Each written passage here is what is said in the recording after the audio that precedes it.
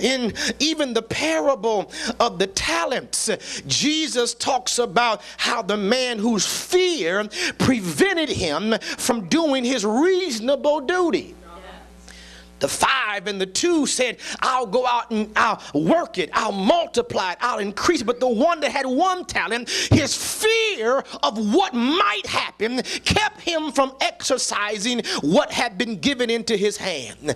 And Lord, the truth of the matter is, there are more 1 talent folk in the church than there are 5 and 2 talent folk.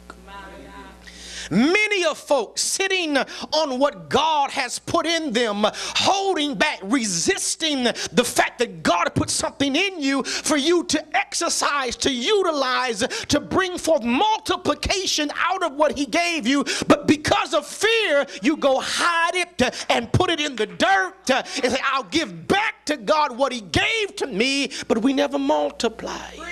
Preach, sir. My God, help us today. But oh, we celebrate when we say anything can happen. But when it comes time to do, we find ourselves fearful.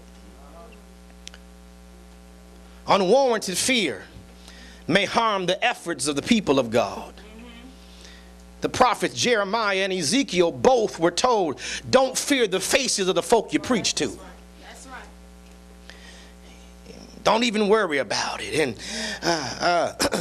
even in Jeremiah chapter 1, God tells in verse 17, if you fear the folk you're supposed to go against and deal with, God will allow calamity to befall you, Jeremiah.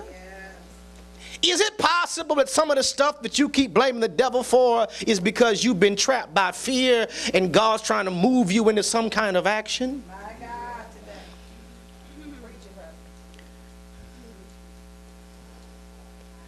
Look at Psalm 55 and 5.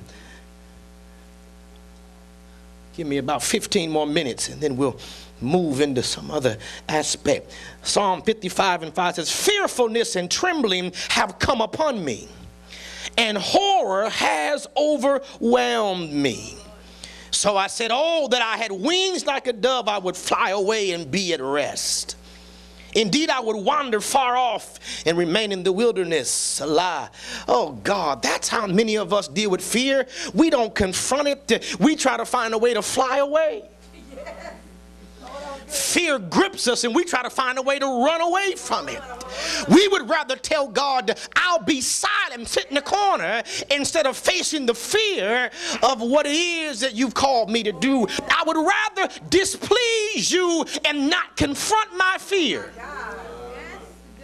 than I would to confront my fear and tackle my insecurities head on. Preach, man of God. Lord, help us. If fear begins to grip you, fear begins to grab a hold of you, it begins to cause you to be hesitant, to be stagnant, to make excuses, and to become paralyzed. Fear has a way of causing us to keep from doing the very thing that God has put upon us and in our hearts to actually overcome.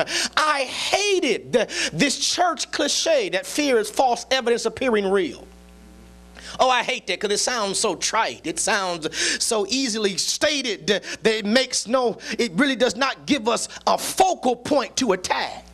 Because fear is more than false evidence. Fear is evident in your mind.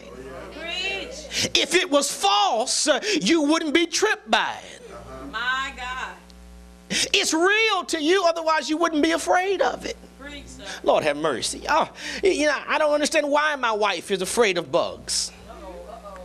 Makes no sense to me. It makes no sense how a lot of women are afraid of. Makes no sense to me. The bug is minuscule compared to you. You just gotta get something, slap it, kill it, squash it.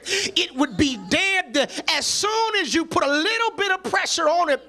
But for some reason, in her mind, oh God, help me, Lord. That bug is going to do some damage. The feeling of stepping on it and feeling the ooze, it doesn't feel good, but the issue is if you don't care about it, it just does not move you. what we are afraid of, what we find ourselves being afraid of are things that are illusions in our minds. They are illusions of how we think the thing will turn out. They are illusions. We are afraid because we wonder, if I do this, what will be the outcome? The fear of the unknown, the uncertain, the unexpected. It's amazing how we want God to do the unexpected, but we're afraid of the unexpected. How can he do what you're afraid of if he says he loves you? My wife does not like it when I be like, girl, go kill that bug yourself. Come here, come see this bug. Come here, look at it. She, no, I ain't coming, Herb. Stop. Why you do that? Why? Just this morning we were walking. It was a dead little baby snake. Oh. I was like, it's dead. It's dead. That thing was sitting still when we were 20 feet away from it, and she didn't even see it. But when she saw it, but fear had her gripped. Nobody likes to deal with it, but if fear is not dealt with, fear will hinder and will negatively affect what you give birth to. Because there are too many of us, the truth of the matter is, we are afraid to give birth. Because if I have to give birth, it's going to cause me to have to do something different. And I don't know how that's going to work out. So what's the common approach? I'm almost done. The common approach to dealing with fear is what I would say is to over-spiritualize. And repeat verbally attribute to God's leading. You know, when you're afraid, you're fearful, you start always trying to be over spiritual. Because you're trying to compensate for the lack of confidence. Oh God, no, Pat, you don't understand. All right. Well, let me explain it to you. To be fearful is to hear. Let's take an example. You hear the Lord speak to you and tell you to tell somebody something, but you're afraid to open your mouth and say it. So what you do is you begin to you get into the Holy Ghost real good. Then you start speaking in more tongues and shaking more. Y'all ain't saying nothing. I must be stepping on the cooter's tail and bringing forth butter. Lord have mercy, because y'all looking at me like I'm crazy. But you know what I'm telling you, you start speaking in more tongues, you shake more, you quicken more, you shout harder, you do more. Why? And when you go up to him, you go up shaking. I hear the Lord, hey, the Lord telling me, higher, yeah. You're trying to attempt to drive yourself into an over-spiritualized response to compensate for fear. Oh God, help Lord.